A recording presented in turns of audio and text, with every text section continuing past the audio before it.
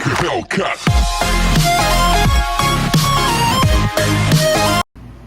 Hey guys, Blazer here. I know you're probably surprised yet again to see me, as I believe it's been 7 months since the last video.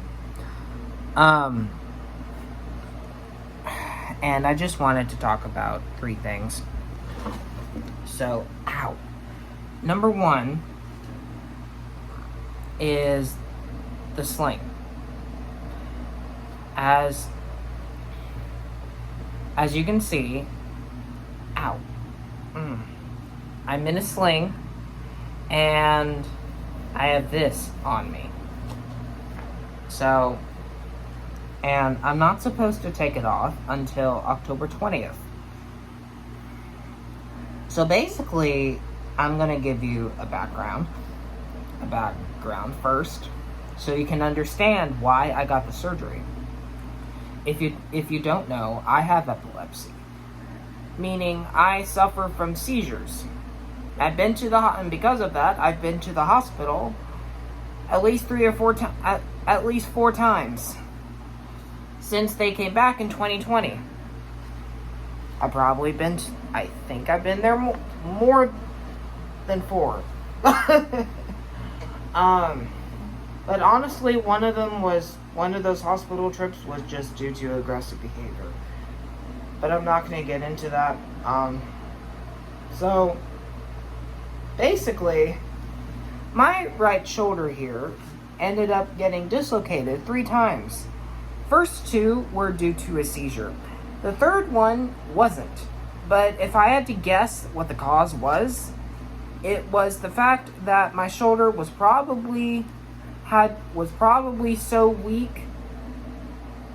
It was probably the fact that my shoulder most likely had been weakened from the previous 2 dislocations, and that probably caused the third one to occur.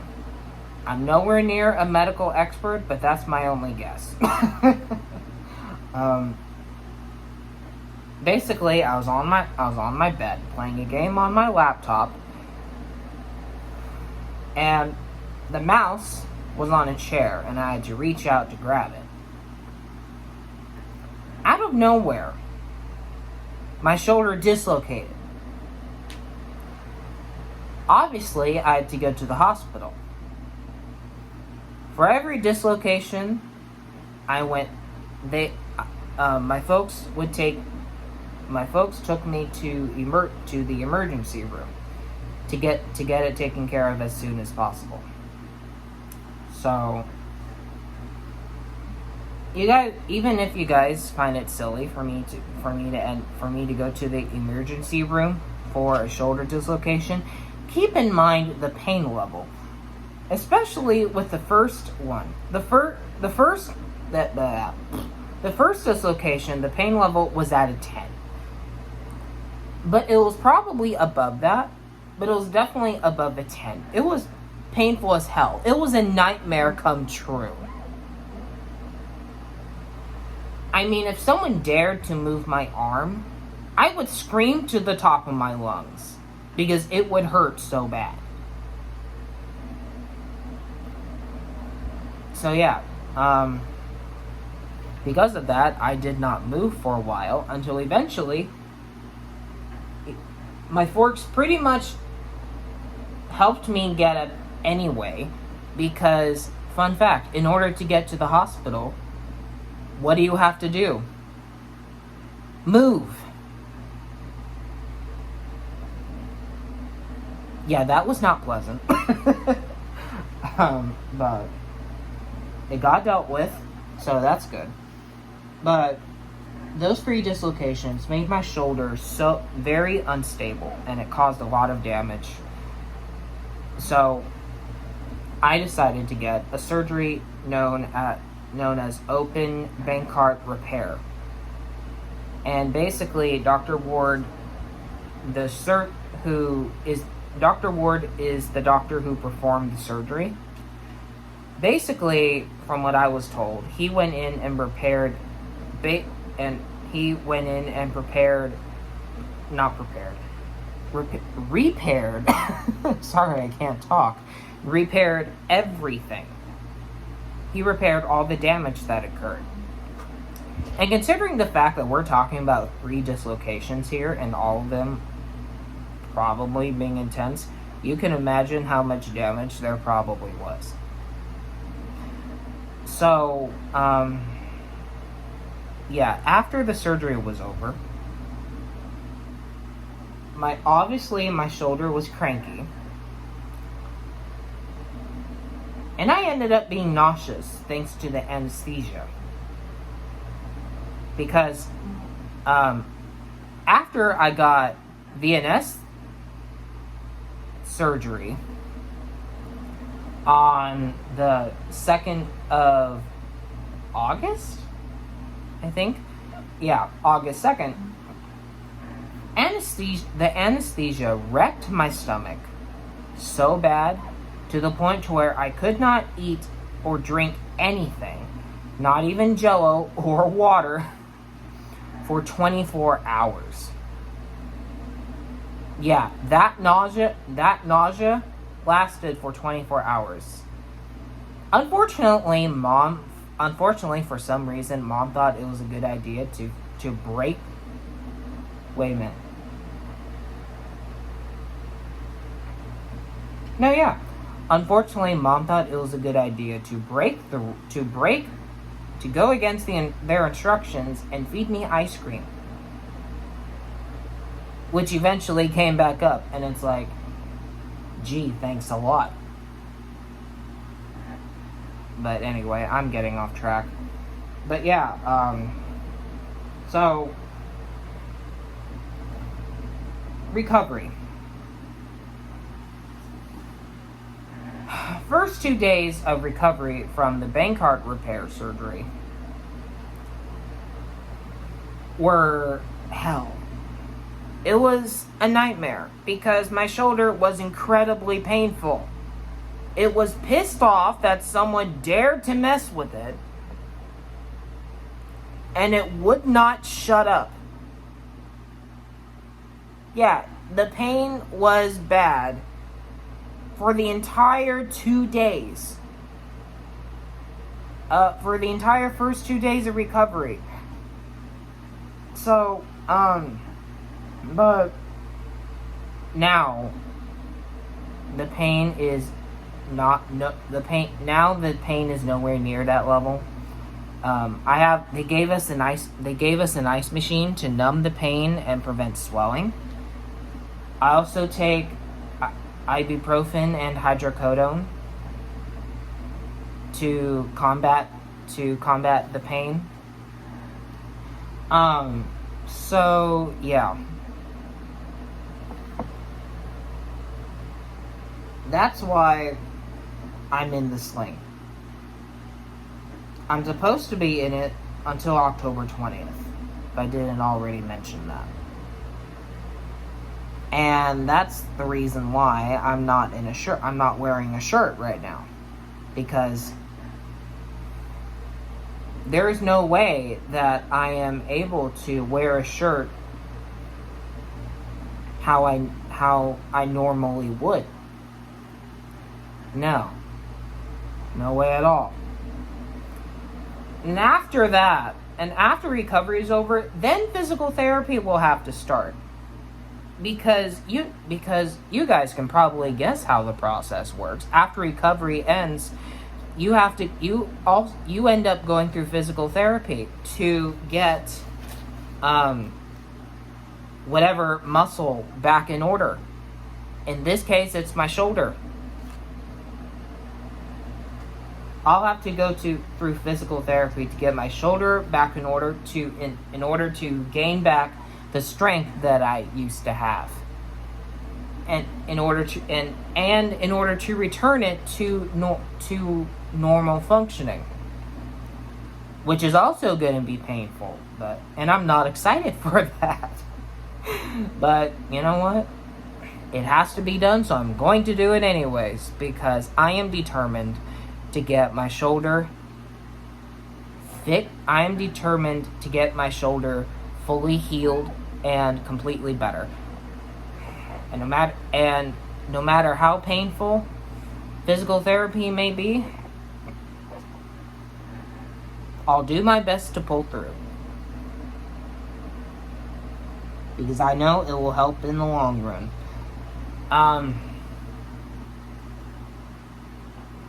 It's that same attitude. It's that same mentality that's getting me through recovery.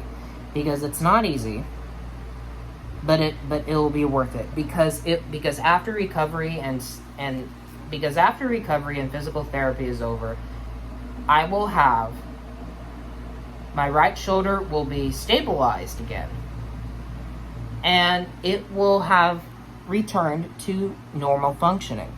And I will have gained back the strength that I used to have. So yeah, that's done. Second thing I want to talk about is family issues. So, family issues is basically the reason why I have not been uploading videos to my channel, because I'm not gonna get into the whole thing.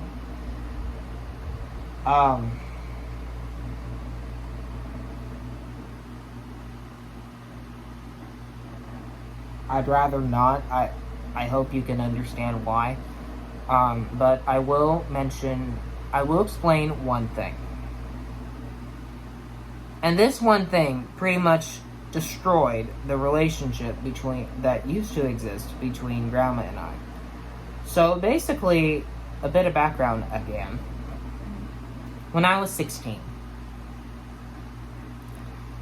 I came out as gay to my mom and Grandma. And I believe this was during sophomore year of high school, because I believe I was 15 during freshman year.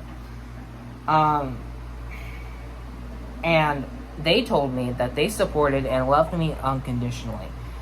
Well, later on that same year, I was on my computer and I told Grandma that I wanted to purchase, I told Grandma that I wanted I would like a Pride shirt, so I could express my true self in public, and be happy, be happy with myself, be happy with who I am. Do you want to know what Grandma said?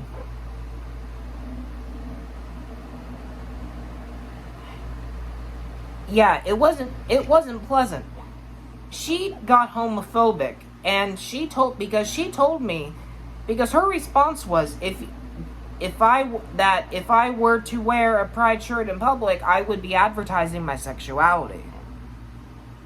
Which is completely missing the point of why we do that in the first place. It's called self-expression. It has nothing to do with advertisement. It's like, first of all, advertising your sexuality? Oh my god. I'm sorry, that just makes me laugh. Because that's just, the thought of that, it is so ridiculous. It's hilarious. But it's also pointless, because I'm not gonna go, because it's like, does she seriously think I would go around saying, be gay, be gay, be gay, and expect people to all of a sudden be gay? No, I would never do that. Because like I said, not only is that ridiculous, but it's also pointless. It doesn't work. You can't change someone's sexuality. That's out of your control. So I'm not going to waste my time by advertising my sexuality, because it doesn't work. And even if sexuality was a choice, even if it worked that way, I still wouldn't do it, because here's the thing, it's their lives, not mine. I don't believe that I don't I don't believe that I should have any control over how someone else lives their life, and I would never ever act that way towards other people. So yeah, that shattered the relationship, and now I have tried. I've tried time and time again to get her to realize why her statement was homophobic. But she just kept, but it's not working. But it didn't work. I got nowhere. She kept denying that it was homophobic. She kept, saying that, oh, that's not homophobic. I'm not homophobic. And basically, she kept pulling out every excuse in the book to try and justify that homophobic statement. And then she tried she tried gaslighting me by saying I'm not homophobic. I never was homophobic. You're lying to me. So, and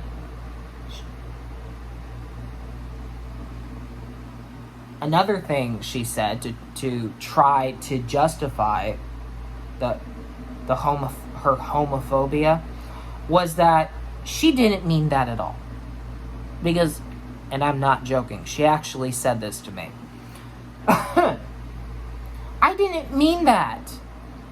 I only meant that certain people in society won't be respectful of who you are. They won't respect you at all. They'll be completely disrespectful. They'll be rude. They'll be offensive.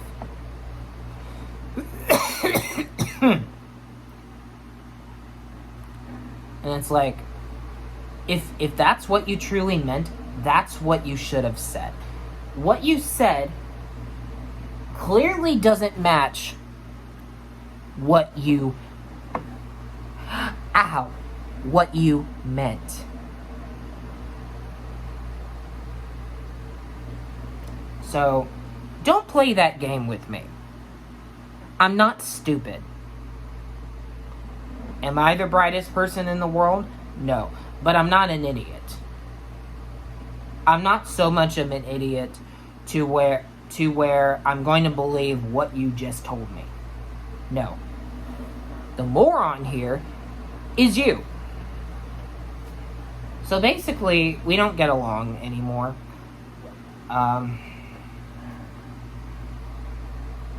Yeah. Family, yeah. I have not been feeling up to doing YouTube videos for the channel because I'm just angry all the time. I'm frustrated 24/7 because it's like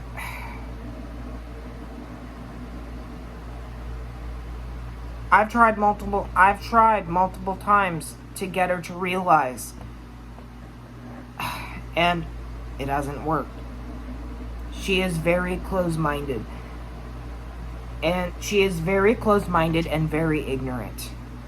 And also a bigot at that. So, there's just no hope for her. I've given up trying. I'm not going to try anymore because there's no point.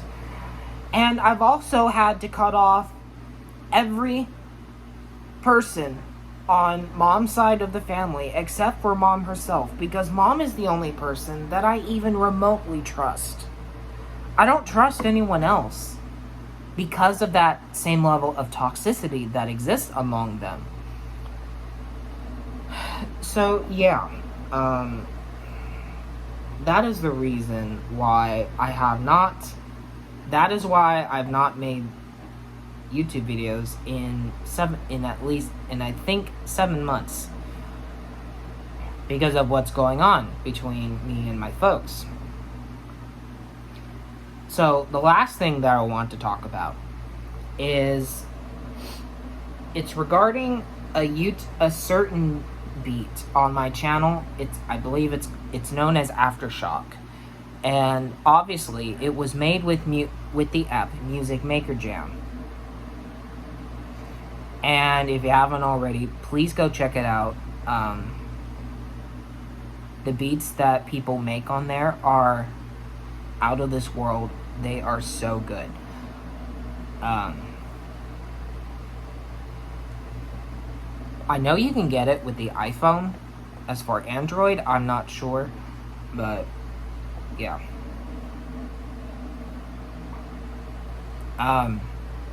But, anyway. So, with Aftershock, I've noticed there has been the text copyright claim next to that video when I was going through the videos on my channel.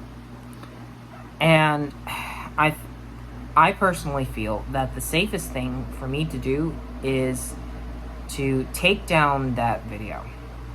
And honestly, I feel that I should have done that a long time ago. Because here's the thing. I don't remember who created that beat. I don't believe it was me. Because of the type of music that the beat involves. That doesn't seem like the kind of music that I would make. But that does seem like the kind of music that a very close friend of mine, Steven Padilla, would make. If you don't reckon, if some of you have watched Rotten Apple, that you should instantly recognize that name. Because he is the guy that I share Rotten Apple with. Samuel Bruchet, Steven Padilla. Yeah. So,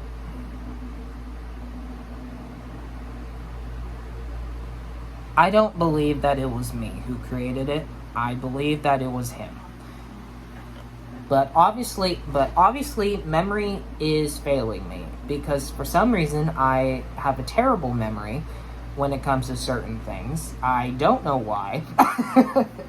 I don't even try to do it. It just happens for some reason. So, yeah. Yeah, I'm going to take down that video just to be safe. But, yeah. Another thing I want to talk about is the fact that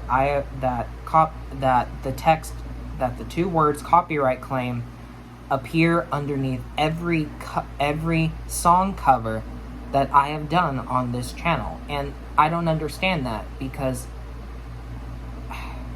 I don't understand why that's happening, because I'm not trying to steal the content. I'm not trying to steal the songs. All I'm trying to do is share my voice with all of you. And from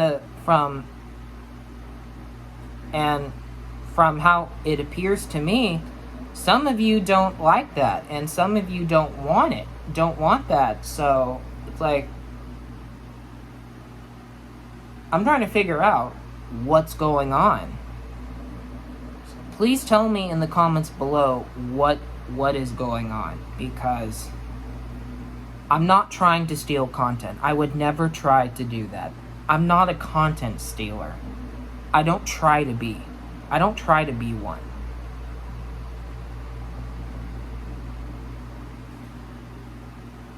So, yeah.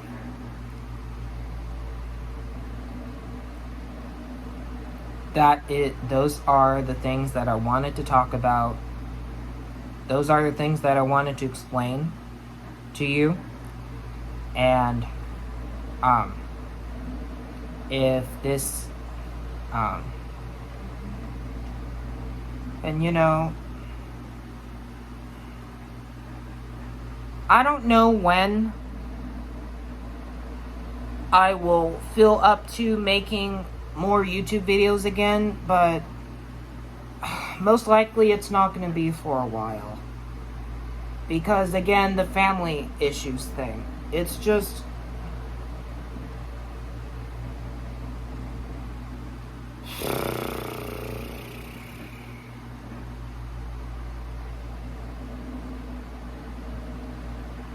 yeah, I'm not gonna even say anything. That silence should tell you. But yeah, I don't know when I'll feel up to making more YouTube videos for the channel. I do realize that there are some games that I do need to finish up. Like Five Nights at Pinky's, I never finished that. Even though that scares me to death. Because like I said before, I'm terrified of jump scares. I don't do well with them. Even if it's Five Nights at Freddy's. Some of you might be like, oh my god, Sam. Some of you might be like, oh my god, Blazer. Five Nights at Freddy's isn't even scary. You're just a wimp. And it's like, well, I'm sorry. I just can't handle jump scares very well. So, give me a break. But, yeah. I do plan on finishing those games, but I don't know when I'll go back to making videos. But when I feel up to it again, I will get back to it. But for right now, please just enjoy the videos that I have on my channel. I'll put a link to Steven's channel, to Steven's current channel down below. It is no longer Soul Junior. It is no longer Soul Junior. That channel has been gone for, what, I think at least a couple years, 2 or 3, maybe more than that. But he currently has a channel. It's called Just Steve, I believe. And basically, his content is, he's talked about Job Corp, the program he's currently at, that, as far as I know, helps you get a job, get experience in the workforce, things like that. And he's also done other content, like there's speed drawing videos on his channel. He's basically just an insane idiot goofball, just like me. So go check him out. I'll leave a link to his channel in the description below. And yeah, that's all from me. I hope you enjoyed this explanation, and I'll see you